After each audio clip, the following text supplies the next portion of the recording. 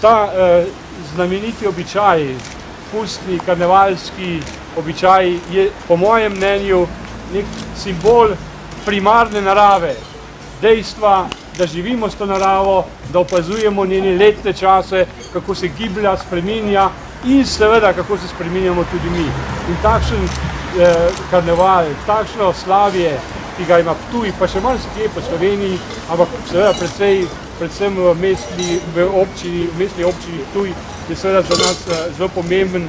Jaz moram reči, da bom storil vse, da se bom udeležil tega vrhunca, tega karnevala in seveda povabil tudi poslanke in poslance.